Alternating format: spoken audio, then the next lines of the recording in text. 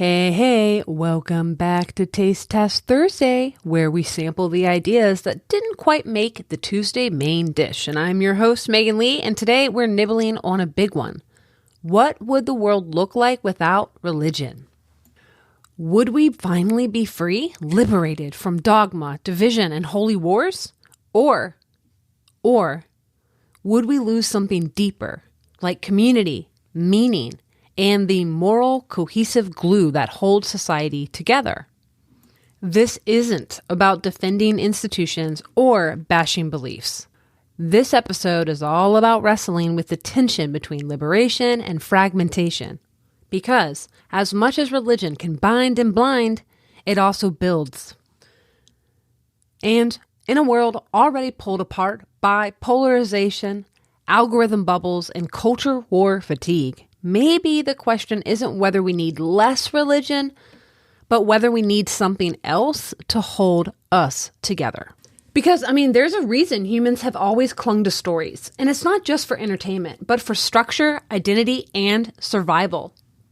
As much as we'd like to see ourselves as rational beings, we are narrative creatures at our core. Cohesive myths, those big unifying stories about who we are, why we're here, and what we're meant to do have bound civilizations together for millennia. In Propaganda, Edward Bernays makes a chilling, insightful claim. The conscious and intelligent manipulation of the masses is not only possible, it's essential to managing modern society.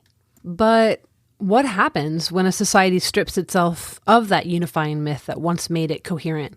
When the traditional religious scaffolding falls, the vacuum doesn't stay empty. New ideologies rush in, secular, political, cultural, offering belonging, morality, and meaning, often with more fervor than faith ever did. We're not just watching this happen, we're living it. Social engineering isn't science fiction. It's happening on our screens, in our schools, and through every algorithm that shapes public opinion. And without a common story, without a shared myth, society becomes vulnerable to ideological capture. And for those who may be new here, a little about my background. I was born and raised in Virginia, grew up secular, moved to Portland, Oregon after college in 2007, and I was pursuing a career in personal training and circus arts. So Portland, Oregon is a city where religion is definitely more of a punchline than a guiding force. Now, I wasn't outright hostile to faith. I definitely carried that smug, enlightened attitude of someone who thought they were above fairy tales. And then, during the pandemic, I got recruited into a fundamentalist Christian group, one of those intense, high-control environments where every aspect of life was dictated by doctrine. I eventually deconstructed my way out, but unlike many of those that go through that process, I did not land on pure atheism. I was there for a little bit, and you've probably heard me talk about that in past episodes. Instead, I've now come to see that religion, for all of its flaws, serves a purpose that secularism definitely struggles to replace. And you may disagree, but come on, please hear me out. So religion isn't just about faith, it's about connection. Sociologist Emily Durkheim argued that religion acts as like an exoskeleton for society, providing a couple things. One, moral guidelines, a collective sense of right and wrong through shared narratives. Two, sense of belonging, tradition and rituals that unite people.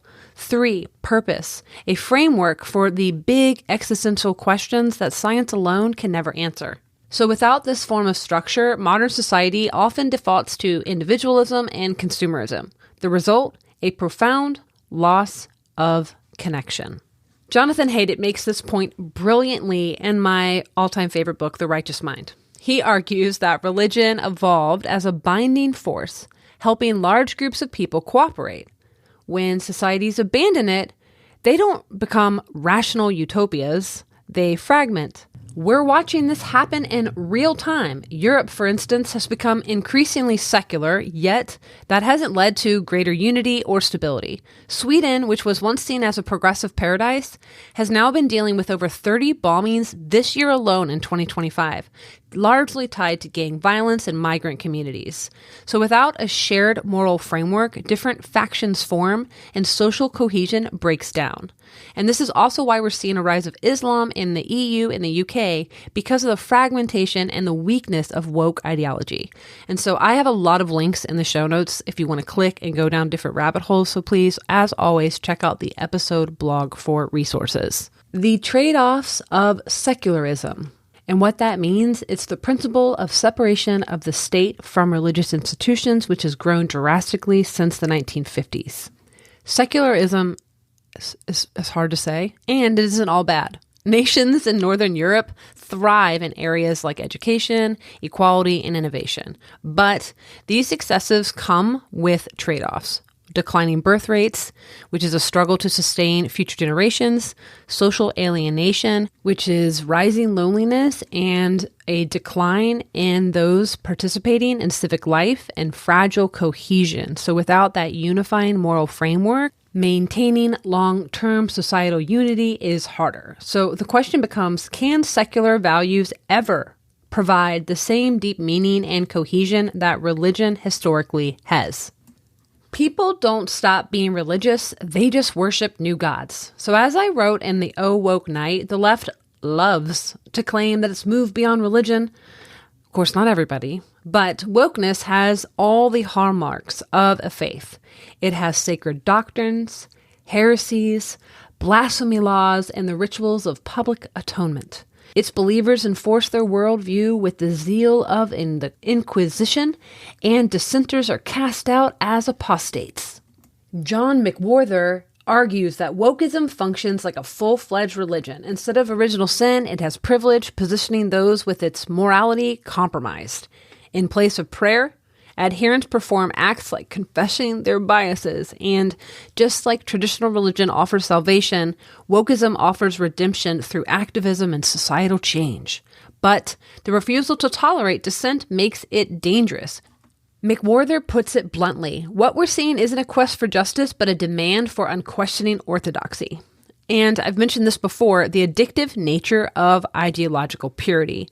Research suggests that extreme partisanship may be addictive because our brains are rewarded for performing the mental gymnastics that protect us from beliefs we don't want to confront, also known as cognitive dissonance.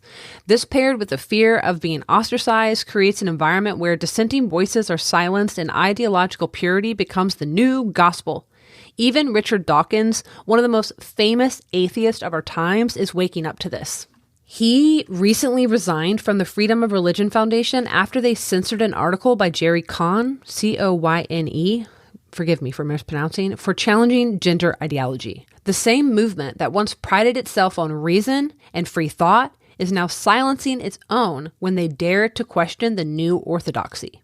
The modern world was built on Judeo-Christian values, whether we like it or not. As Sasha Stone recently pointed out, anything that lasted thousands of years is probably more substantial than something invented online 15 years ago. And I think she's right.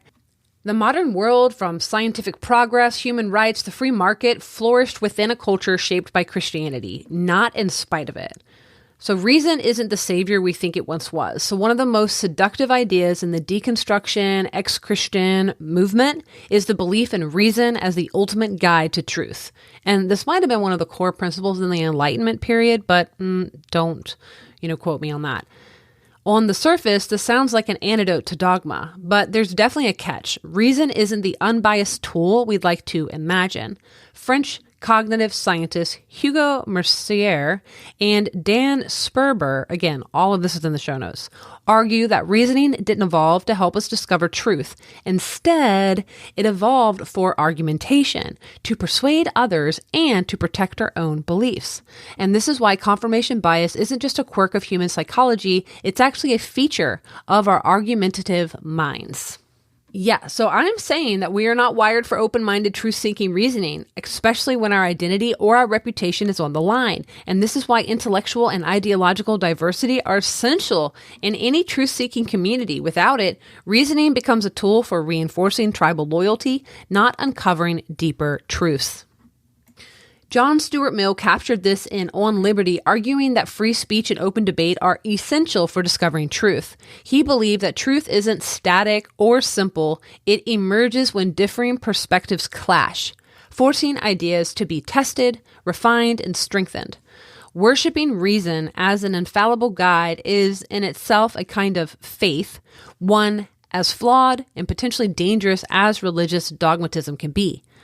So challenging the materialist worldview, science, spirituality, and consciousness. So we've talked about this on a previous episode this season. The current scientific paradigm often dismisses phenomena like telepathy, shared memories, and other spiritual experiences or anomalies or glitches. Whether it's a moment of deep meditation, a profound sense of interconnectedness during prayer, or experiencing someone else's thoughts without any verbal communication. These moments are often written off in purely material terms. But what if these experiences are more than mere coincidental or explainable brain activities? What if, instead, they point towards a deeper quantum-level connection between all living things? Recent advances in quantum physics have begun to suggest that consciousness may not be solely confined to the brain, but instead might be a quantum action that extends beyond the physical boundaries of our bodies. The idea that our minds may exist in a non-local space, transcending the physical brain, is very provocative. We talked about it in the previous episode. If quantum entanglement allows particles to be interconnected over vast distances, could the same phenomenon apply to consciousness itself? Could thoughts and experiences extend beyond our personal mind and into collective field of human consciousness? Because I think so. And one area that brings these concepts to light is the study of telepathy, the transmission of thoughts or information from one mind to another without using any known physical means of communication. So for years, telepathy was regarded to the realm of pseudoscience, and I probably would have thought that at some point, especially last summer in season 2. Dismissing this because mainstream science says it's implausible, but emerging research and anecdotal evidence has begun to change this view. A book I recommend, and it's on the book recommendations list I've just added to my website, is called The ESP Enigma by Diane Hennessy Powell. And she's one of the doctors that's in the super hit Telepathy Tapes podcast. Rather than reducing these experiences to the limitations of materialism, which is the dominant worldview in science, what if we expanded our understanding? What if we allowed for the possibility that consciousness operates beyond the confinements of the brain and that our mind might be connected to a larger shared field of information? Exploring ideas like morphic resonance and quantum consciousness could lead to a more integrated view of our existence, one where science and spirituality aren't at odds anymore, but they're part of a much larger picture, one that invites curiosity, exploration, and a deeper understanding of the mind's true potential. Finding a middle path. So I'm not here to argue that Christianity or any religion is objectively true. None of us can actually prove that. But the idea that we can just disregard thousands of years of moral and societal evolution and be fine, I think that might be a fantasy. The West's current decline isn't happening in spite of its rejection of religion. I think it's happening because of it. And as someone who has walked both roads, religion and secularism, I really see the tension.